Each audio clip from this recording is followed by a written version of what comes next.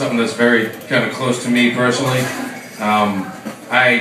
As the owner of this club, I was turned on to blues music at a very young age, and that's kind of what got me here. This is more of a passion for me than it is a business plan, But it kind of has to be a business to keep it going. I got turned on to traditional Irish music because of my upbringing in the community that I was around at a very young age. Kind of before blues, I found like rock and roll through Irish rock and roll. Then got turned on to it from traditional Irish music, and then when I started getting into heavy metal and rock, and bands like Motley Crue, the folks around me, like my brother, kind of reeled me into blues music. So that's kind of how it worked for me. And the Hot House Flowers have always been one of the bigger bands for me, man.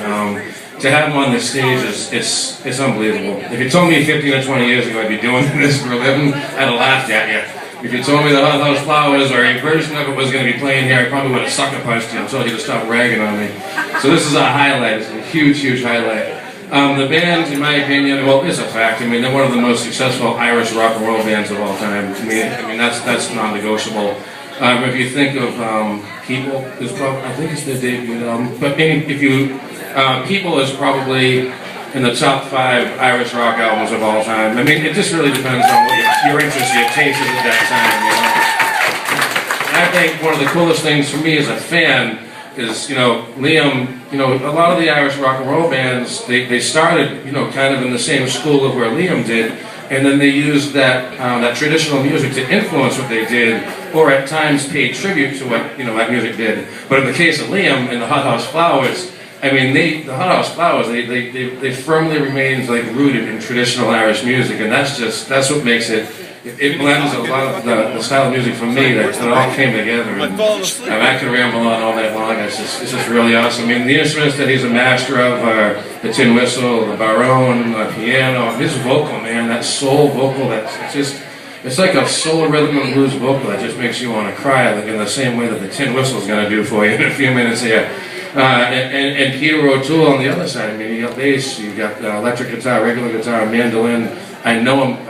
There's like 3 or 4 instruments. He's one of the best backing vocalists of the Irish rock scene. Man, this is a show I'm really excited about. He's another artist, kind of like Maura earlier on. Liam. I just met him tonight for the first time, and I can't wait to thank Alice Stewart for putting us together, because I can see a guy who's just a really, really cool guy, really got it together, and it looks like he took his successes and his talents in the music industry to pay back to the things that he found personal and near and dear to his heart. And there's a reason why he's in America right now doing this tour with Peter. And I'm not going to talk about it because I'll screw it up. And you didn't come here to hear me talk, I'm already talking way too much. So I know he'll talk about that. He seems like a very nice guy, a very rooted guy. And these two guys as heroes in the music industry that I've looked up to for such a long time. It's really great to have a couple of stand-up guys, classy gentlemen, and really laid-back folks share our stage. So ladies and gentlemen, please put your hands together for our version of the Hot House Flowers, Peter O'Toole and Liam O'Wanley.